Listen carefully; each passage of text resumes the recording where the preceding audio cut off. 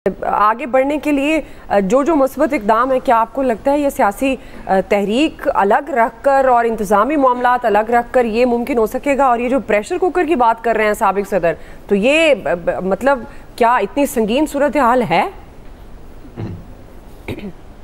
हाँ, क्यों नहीं है। मतलब उन्होंने दाल गोश्त और 16 मसाले इकट्ठे चढ़ाए हुए हैं प्रेशर कुकर में। जब वो ऐवान सदर में थे तो भीगी बिल्ली बन गए थे, एक पार्टी वर्कर के तौर पे काम कर रहे थे, सदर मुमलिकत के मनसब के बरक्स काम कर रहे थे। और फिर उस वक्त बोलते लिखते कहानी करते ना उस वक्त। अब सारे के सारे खान साहब के नज़दीक होने के लिए और वापसियों के लिए दौड़ रहे हैं। बहुत अच्छी बात है सदर साहब, साबिक सदर साहब अगर कह रहे हैं तो। इशू ये है कि परसों जब SIFC की मीटिंग हुई तो गंडापुर साहब ने बिल्कुल क्लियर कट कहा कि मुझे लोड शेडिंग के अजाब से बचाएं, मेरी पॉलिटिकल फेस सेविंग कराएं। और मुझे पता है कि फिस्कल पोजीशन फेडरल गवर्नमेंट की बहुत कमज़ोर है और मैं बिल्कुल आप लोगों का ख्याल करूंगा, मुझे भी पता है, लेकिन मुझे स्पेस चाहिए। और फिर उनको बताया गया कि पेशावर में आधे तो लोगों के मीटर ही नहीं है। तो उन्होंने कहा कि ये वो डिस्प्लेस पर्सन हैं सारे के सारे, फाटा से आए हुए हैं, मुझे बचत दें, मुझे रास्ता दें। फिर प्राइम मिनिस्टर ने अवैस लगारी और मोहसिन नकवी से कहा। उसके बाद परसों रात को मुलाकात हुई जो कल सुबह जारी हुई, और फिर एक आज मीटिंग हुई। देखिए, फेडरल गवर्नमेंट ने तो कभी नहीं ये कहा कि हम सूबे के साथ नहीं चलेंगे। ताव दे के यही बातें करते थे कि मैं ये नहीं करूंगा, मैं वो नहीं करूंगा। और एक अच्छी बात है कि विफाक और सूबा मिल के वहाँ पे अवाम हमारे हैं, हम हैं, चाहे वो पेशावर में है, चाहे वो पूरे KP में है या पाकिस्तान में कहीं पे भी हैं, सबका ख्याल रखना चाहिए। और ये वफाकी हुकूमत का तो ज़ाहिर है फ़र्ज़ बनता है ना कि हर जगह पे बराबर हाथ रखे। हाँ, चोरी है, जैसे बाकी जगहों पे लोड शेडिंग होनी है, फिर इनको बता दिया गया कि फिर आप उसको रोकें। आज यही बातें की गई हैं कि जी आप भी रास्ता लें, रास्ता दें। लेकिन दूसरी तरफ जो PTI के सोशल मीडिया हैंडल है X पे, और फिर खान साहब के अपने से जो इस वक्त पाकिस्तान की फौज के खिलाफ एक प्रोपेगेंडा जारी है, बाकी तो छोड़ दें आप बाकी लोगों को कि वो मुजीबुर रहमान कमीशन की रिपोर्ट के ऊपर फौज को मतून करने का एक नया सिलसिला शुरू हुआ है। उससे ये लग रहा है ना कि जो कहानियां बता रहे थे ना आके कि जी बातचीत हो रही है और अलग हो रही है, कोई बातचीत नहीं हो रही। समझ आ रही है कि हर चीज बिल्कुल प्रॉपर पक रही है और जवाब भी दिया जाएगा। जो DG ISPR ने कहा था, उनको इस बात से कोई मतलब नहीं है कि PTI क्या करेगी। इनका जो दाव है और जो प्रेशर है वो है कि जो उन्होंने अपनी पार्टी को कहा है कि बजट पास नहीं होने देना। सही, तो बिल्कुल ठीक है। हाथ कंगन को आरसी किया, कितने दूर है बजट? ये जून के तीसरे हफ्ते में पास होना ही होना है ना। नहीं होगा, हुकूमत चली जाएगी, आप कामयाब हो जाएंगे। और अगर हो गया और आप ये कामयाब ना हुए तो आप उन लोगों के लिए क्या करेंगे? क्या आप अपनी पार्टी से लोगों को निकाल देंगे? आप कई दफा ये ट्राई कर चुके हैं स्ट्रीट एजिटेशन की, ठीक, आप लोगों को उकसा रहे हैं बकायदा एक इनकलाब लाने के लिए कि जी हर चीज को तहस नहस कर दें। तो ठीक है, अगर लोग कर देते हैं फिर कौन रोकेगा? और नहीं कर सकेंगे तो फिर आप तो उनमें आ ही रहे हैं ना। आज ही देखे ना, अब ऑर्डिनेंस नैब वाला चेंज हुआ है, एक बड़ा क्लियर मैसेज है कि 14 दिन से 40 दिन का रिमांड किया गया है। और दूसरी तरफ जो लाहौर हाईकोर्ट के साथ इलेक्शन कमीशन की चल रही थी, क्योंकि लाहौर हाईकोर्ट कह रहा था कि हमारी मर्जी के मुताबिक जज ट्रिब्यूनल्स में लगाएं। इलेक्शन कमीशन ने आज हाईकोर्ट में भी जवाब दिया कि ये हमारा काम है, आप हमें पैनल भेजेंगे, ठीक, आप हमें डिक्टेट नहीं कर सकते। हम इदारे के तौर पे पहले भी काम कर रहे थे, फिर ऑर्डिनेंस आ गया है कि अब रिटायर्ड जजेस भी लगेंगे, तो वो भी लगेंगे और वो फैसला भी महफूज है, वो आएगा। लड़ाई दोनों तरफ जारी है। एक तरफ सियासी तौर पे अगर आप काम कर रहे हैं, आपको जवाब दोनों दिए जा रहे हैं। जो इंतजामी काम है उसके अंदर बिल्कुल सूबे और मरकज को चलना चाहिए। जो फिर सियासत आप करेंगे उसका जवाब आपको दिया जाएगा और दिया जा रहा है। जी अयाज साहब, दोनों तरफ लड़ाई जारी है, मुफाहमत, मुज़ाकरात, 12 इधर से कभी बात सुनाई देती है, कभी दूसरी तरफ से, लेकिन मामलात आगे आपको क्योंकि आप भी कहते हैं कहीं ना कहीं कि मामलात कुछ इतने सादा नहीं है, इन्वायरमेंट इतना सादा नहीं लग रहा है इस वक्त अगर पॉलिटिकल इन्वायरमेंट की बात की जाए। और वही आरिफ अलवी साहब भी बात करें, ज़रा उन्होंने थोड़ा ज़्यादा शिद्दत से कर दी है।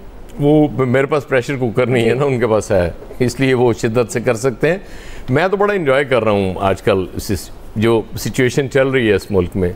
ये वक्त भी आना था कि शेख मुजीबुर रहमान की तारीफ़ें होनी थी।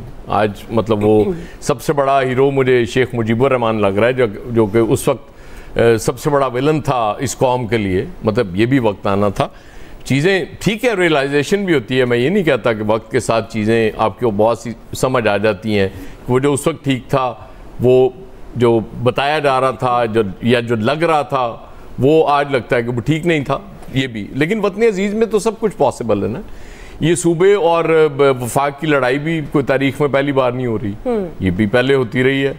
नवाज शरीफ साहब पंजाब के चीफ मिनिस्टर थे, बेनज़ीर साहबा मरकज़ में वज़ीर आज़म थी, वो फटा तब भी चल रहा था, उनके इस्तकबाल के लिए नहीं जाते थे। ये सारी चीज़ें हमने देखी हुई हैं, ये कुछ नया नहीं है। और ये भी नया नहीं है कि आपने एक तरफ बड़के लगा रहे हो और दूसरी तरफ आप बात भी कर रहे हो, ये भी नया नहीं है।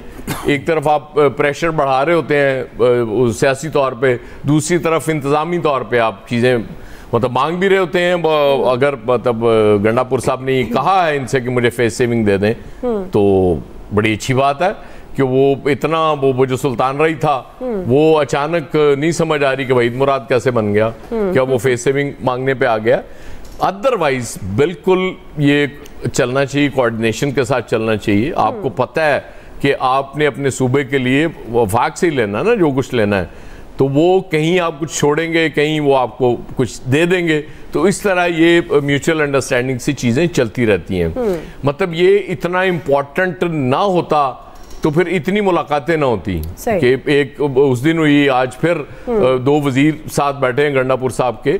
इसका मतलब है कि गंडापुर साहब अपनी अहमियत तो मनवा रहे हैं ना गवर्नमेंट से कि जी हूँ मैं चीफ मिनिस्टर हूँ, मेरे साथ आपको बैठना पड़ेगा, बात करनी पड़ेगी। एंगल है ना अपना अपना देखने का। कुछ लोगों को लग रहा होगा कि यार गंडापुर बेचारा वो देखो आके मिन्नतें कर रहा है, इनके तरले कर रहा है कि मुझे कुछ दे दो, और वो दूसरी साइड को लग रहा होगा कि यार वो हीरो तो वही है ना, देखो दो दो वजीर साथ बैठते हैं। और उसके बाद 2 बार वो गंडापुर साहब के लिए बहुत बड़ा वो था जब कारनामा कि वो कहते हैं 2 बार वो सलाम दुआ भी होगी आर्मी चीफ साहब से। तो इस मुल्क में तो जाहिर है सबसे बड़ा तो यही होता है ना हर बंदे के लिए कि किसी तरह मेरी रसाई वहां तक हो जाए, और उसके बाद वो समझता है कि सब ठीक हो गया।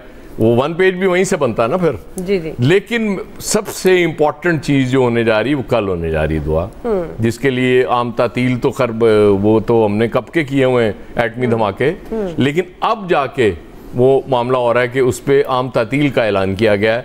और वो भी आपको यकीन करें मेरे कायद की बरकत की वजह से ये आम तातील मिल रही है, क्योंकि कल वो इलेक्शन लड़ने जा रहे हैं जो बड़ा मुश्किल होना है, ज़ाहिर है बिला मुकाबला उन्होंने होना है, उसमें उनका इंतखाब होना है। तो ये भी उनका शुक्रिया अदा करें आप मेरे कायद का। आप बरकतों की बारिश कहीं कहीं हो रही है मेरे कायद से आप मतलब उनका शुक्रिया अदा करने में कंजूसी कर जाती हैं। तो कल चूंकि वो सदर भी मुंतखब हो रहे हैं और हमें याद रहेगा ये सारी जिंदगी कि ना सिर्फ एटमी धमाके हुए थे बल्कि कायद के दोबारा सदर बनने का धमाका भी 28 मई को हुआ था। तो कल धमाकादार देना है, इसलिए कल तैयारी करके आइएगा, तैयारी के बगैर आपने नहीं। सर आप भी जरूर तैयारी करके आइएगा। मैं तो इंशाल्लाह अगर छुट्टी होगी तो घर पे तैयारी करूंगा। जी आमिर साहब क्विकली, क्योंकि कल होगा और ये सवाल जरूर रखिएगा तो हम आपको आठवीं धमाकों की तारीख भी बताएंगे जो बहुत सारे लोगों को चीजों का नहीं है। लेकिन मैं वो आर्मी चीफ वाली मुलाकात का बता दूं कि वो कोई अलग मुलाकात नहीं हुई, वो बिल्कुल टेबल पे 2 सवालों के जवाब हुए, जिसको उन्होंने कहा कि 2 दफा, उसको आप इंटरेक्शन कहते हैं, और वो खुश हैं इस पे तो खुश रहना चाहिए। नहीं